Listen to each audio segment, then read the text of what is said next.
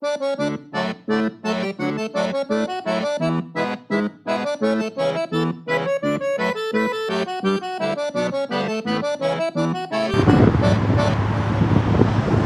it's day 5 of our road trip, and here we are standing in Raglan Parade, the main road that runs through Warrnambool.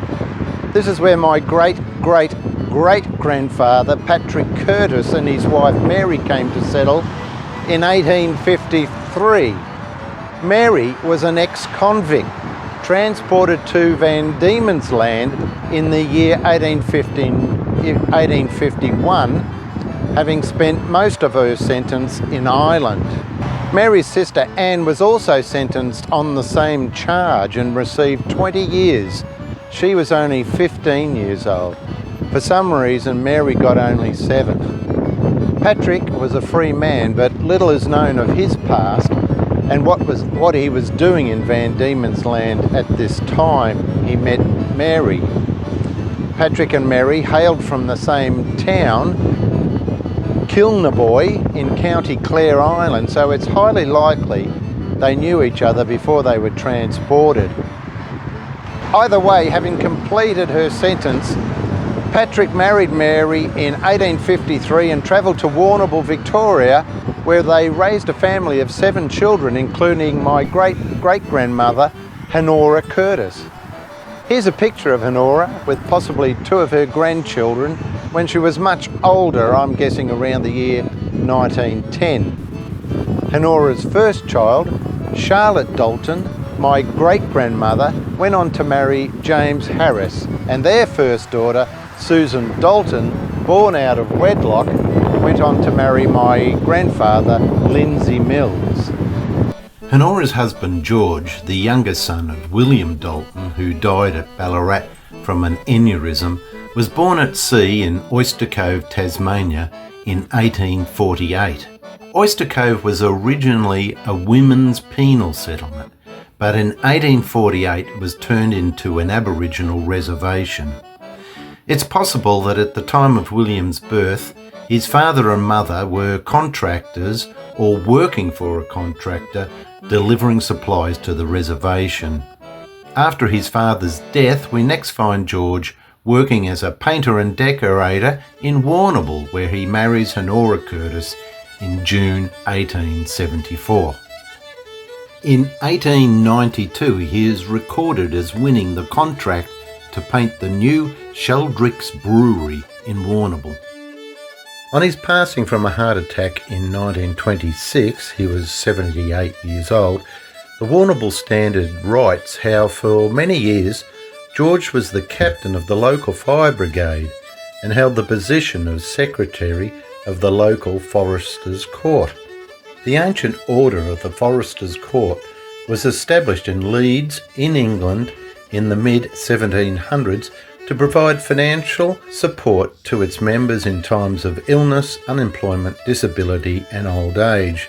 It goes on to state that George was also intimately associated with the early history of the Friendly Society's park, which is still here in Warrnambool, and that anything that he had to be done for the early support of the town gained his support, and that all branches of the athletic sports have his patronage, and that he was himself a very fine gymnast, boxer and pole vaulter, and how he had left a grown-up family of 10 sons and daughters when he died. At around the same time that Honora and George Dalton were living in Nelson Street, Warrnambool, my great-great-grandfather James Harris and his wife Susan were most likely living with James's father and mother on their farming property just northwest of here. James arrived at Portland in the year 1855 when he was just 14 years old, together with his father Dennis, aged 45, and mother Mary, aged 44 years, and his younger sisters Anne and Susan, aged 11 and 9 respectively. The family had travelled to Australia on the sailing ship Shand from Devon, England, along with 377 other immigrants, a trip of 85 days. There were 15 births along the way, and 7 deaths. Here's a picture of Dennis and Mary when they were much older, somewhere around 1890, I'm guessing. In 1856, the electoral roll shows a Dennis Harris prospecting for gold on the Gravel Pit Lead in Ballarat, and a James Harris prospecting for gold at Friars Town, Talbot, Victoria. The next we hear of James is when he marries my great-great-grandmother Susan Barber on the 22nd of May 1862 at a little town approximately 20 kilometres northwest of Warrnambool called Purnham. Susan is an Australian native born in 1845 on a nearby large pastoral run called Morang, where her parents, Samuel and Elizabeth Barber, who originally hail from Sydney, are most likely working as labourers. Samuel's father, John Barber, was born in Suffolk, England in 1790, and in 1812 he is convicted of simple grand larceny for stealing 4 shirts, 2 waistcoats, and sentenced to 14 years servitude. On the 27th of January 1815, he arrives at Port Jackson, Sydney, on the convict ship the Marquis of Wellington. He is only 21 years old. His occupation is listed as horse doctor, an uncommon occupation for the times, which most likely makes him the first veterinarian to arrive in Australia. John's wife, Jane Ware, my great-great-great-great-grandmother, was born in Yorkshire, England in the year 1802, having arrived in New South Wales in 1804 with her convict mother, Elizabeth, when she was just 2 years old. This is only 16 years after the first fleet arrives at Botany Bay in 1788, which makes Jane and her mother, Elizabeth, my earliest known Australian ancestors. What happens next is an amazing story of a desperate mother who would do anything to be reunited with her husband and children back in England. A story that not only sees Elizabeth being sent to a very early convict settlement in Hobart in 1805, but her escape and unauthorised return to England in 1809 as a stowaway. Unfortunately, she is apprehended before she can leave the ship in the Thames, tried in the Old Bailey and sentenced to death. But Elizabeth's story doesn't end here for this truly courageous woman, as I outline in a special extras chapter at the back of this video. Be sure to check it out. It is truly tragic and amazing at the same time. But for now, let's return to her young daughter Jane, who she leaves at Port Jackson with a co-female convict, Sarah Tandy, before she is shipped off to Hobart. On the 23rd of April 1821, Jane marries John Barber at St Luke's, Liverpool, Sydney. John is 31 and Jane is 20. Their marriage certificate shows that Jane has adopted Sarah's married name, Wire. The next we hear of John and Jane is in the 1828 census, where John is noted as a Protestant and a householder at Parramatta, Sydney, with 3 children, 1 horse, cattle and sheep. On the 29th of December 1830, Jane gives birth to my great-great-great-grandfather, Samuel Barber.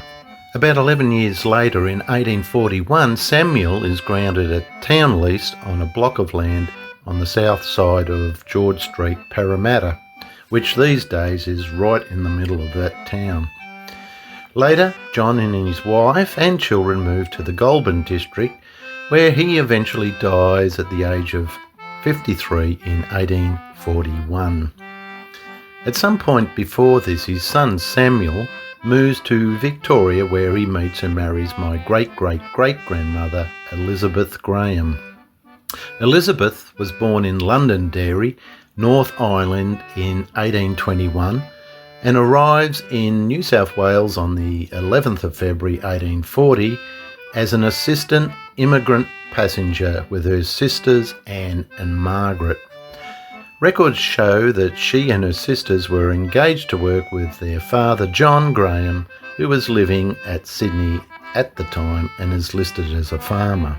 These same records show that Elizabeth could read and write, and accordingly was entitled to a £50 grant from the government on her arrival. But this appears to be a bit of a fib, as I'll explain shortly. The next we hear of Elizabeth is about 5 years later, when on the 1st of January 1844 she gives birth to a girl named Susan out of wedlock to Samuel Barber. The following year, on the 19th of June 1846, Elizabeth and Samuel are married at the same station. Their marriage records show both were illiterate, who could only put an X mark against their signatures on the wedding certificate, which proves Elizabeth did lie on her immigration papers, but she most likely got the £50 anyway. Little is known about Samuel and his Elizabeth after this point, other than they went on to have another 6 children over the next 10 years. Sadly, Elizabeth's probate records show she died in Warrnambool on the 13th of November 1873 from cancer of the uterus. There are no records confirming where and when Samuel died, but some family trees put this as 1883, 10 years after Elizabeth. Susan Barber, Elizabeth and Samuel's first child, my great-great-great-grandmother, later goes on to marry James Harris, who has returned from the goldfields in 1862. The 1906 electoral roll lists his occupation as stonemason. This just about brings us full circle to where we started looking at the Harris and Dalton side of my family tree in and around Warrnambool in the early to mid 1800s. Okay, so here we are at the Warrnambool Cemetery, where a lot of my ancestors on my father's side are buried, including my great-great-uncle Alfred Mills, who I previously outlined tragically drowned not far from here in the Mary River, aged 15. Also buried here is my great-grandfather Charles, or Chas Mills, the son of Robert Mills from Woolthorpe, and his wife Anne Sharp, who was born in Mulgrave, Victoria in 1858. 2 years after her parents, my great-great-grandfather John and his new wife Eliza, arrived in Melbourne from Lincolnshire, England. When they arrived in Melbourne on the sailing ship the Champion of the Seas, they were newlyweds, aged just 21 and 20. While in England, John worked as a labourer and Eliza a servant. In 1865, records show John and Eliza were living in Allendale on the northern outskirts of Creswick, and then moved to a farm at Allansford, not far from here, called The Pines. Here is a picture of John and Eliza taken much later in life, most likely around the late 1880s. Our next stop is Allansford, about 12k from here, where Chas and Anne lived after getting married in 1889.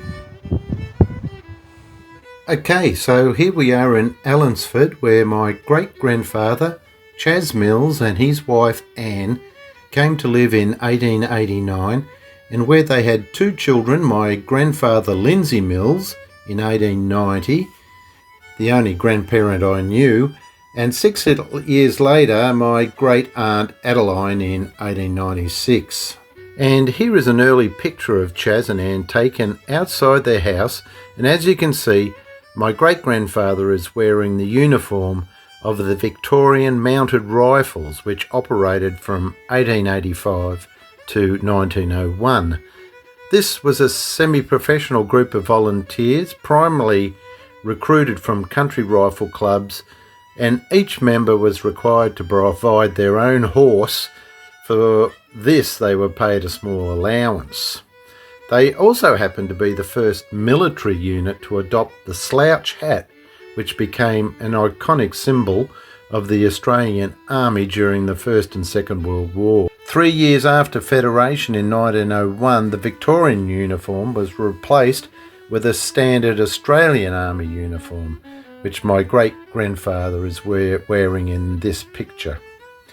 The badges on his collar are for the 11th Australian Light Horse Regiment Victorian Mounted Rifles, and the medal he is wearing is the Victoria Local Forces Long and Efficient Service Medal. The qualifying period for receiving this medal was 15 years, so that's how long he was in the actual service. These medals are quite scarce. Unfortunately, I don't know where they've ended up. And here we have another picture of Chas and Anne taken much later. At the time of this photo, my grandfather, Lindsay Mills, would have moved to Footscray, Melbourne, where we would marry my grandmother, Susan Dalton. An interesting anecdote relating to Chas Mills around this time can be found in a book on the history of Allansford by Graham and Barbara McLeod, which talks about a character of the 1920s named Charlie Mills, who, quote, walked very smartly, more like marching, obviously something that was drummed into him during his time with the Victorian Light Horse. It also goes on to say that he always wore white moleskin trousers with boyangs on them. The article also states that Charlie Mills lived just over the railway line in Turum Road, so let's go and see if the old house is still standing. Well, here we are outside the property where Chas and Anne lived in around 1889 until their deaths in 1932 and 1937 respectively. If you look at this shot, you can see, oh, well, the house is long gone, but I'm pretty sure that if you look at the photographs of them standing outside, you can just see the railway line going over the river there in the background.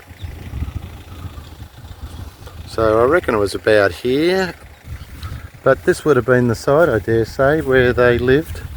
There's the Warrnambool, Melbourne, Geelong railway line there, and this looks as though it was a place where a house used to exist. Maybe some of these old trees were planted by them way back when. And just down the road is the Allansford State School that my grandfather and grand aunt attended way back in late 1890s and the early 1900s. The school started in 1856, only the third state school to be established in Victoria, and it's still operating, and that's where we're off to now. Okay, here we are outside the Allansford State School that my grandfather Lindsay Mills attended between the years 1889 and 1905, when he graduated with a Certificate of Merit. And just over the road is the Anglican church he would have attended, which was established in 1881. In 1889, the railway line from Terang via Allansford to Warrnambool, which we just saw a minute ago, was opened, providing improved market access for dairy products and other primary industry products in this area. By then, the Warrnambool Cheese and Butter Factory was opened at Allansford, and the factory maintained a strong market position until in 1935 it entered into an agreement with Kraft to take over the cheese production process.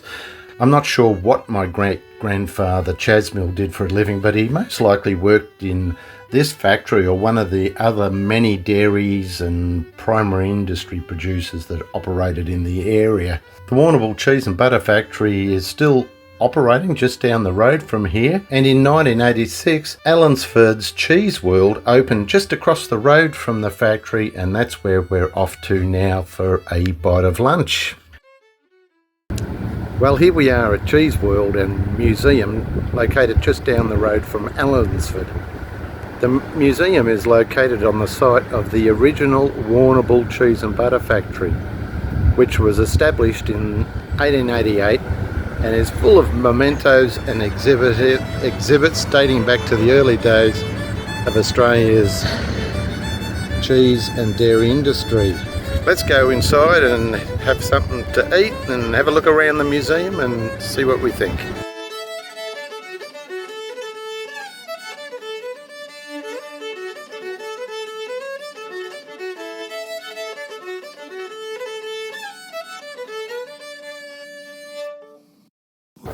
Well, that was really good fun, and that was delicious too. That milkshake took me back to the days when I was a kid. But now I'd like to turn our attention to a very dark page in the history of our family. I'm talking about the murder of Margaret Dalton. I knew nothing about Margaret's tragic story until I came across this small faded picture while sorting through the old family photos I inherited from my mother and father. I didn't take much notice at first, but it was what was written on the back of this particular picture that sparked my interest. Margaret Nolan, aged 9 years, murdered at Panmure on the 8th of May 1884. Margaret was the niece of Honora Curtis and lived just up the road from here near Panmure, the daughter of a well-to-do farmer. I debated whether to include Margaret's story in this video, but I decided to do so in recognition of her memory and the special place she must have held in the heart of her Auntie Honora and family. I must warn you that the following content is somewhat disturbing and confronting, so if you like, you might want to skip to the next episode of this video. Local and national newspaper reports of the time outline how Margaret left her small farm to walk into Panmure to deliver cheese to the local store. Having delivered the cheese, she started her long walk home. This was when she was last seen alive. After an extensive search, Margaret's body was found by the side of the road about halfway between town and her home. She had been sexually assaulted and her throat cut. The murder knife was found nearby. Suspicion fell immediately on a Henry Morgan. With 14 grown-up children, a spot of blood was found on his shirt cuff, and a knife he had been seen using earlier in the day was not found on his person. He was arrested and later taken to Ararat, where he was found guilty of Margaret's murder and hanged for his crime on the 6th of June 1884. On this very sad note, this ends our road trip into the paternal side of my family tree here in the Western District of Victoria. Tomorrow we'll be revisiting the maternal side of the family tree as we travel from our base here in Allansford to Mortlake and then on to our final stop in Colac.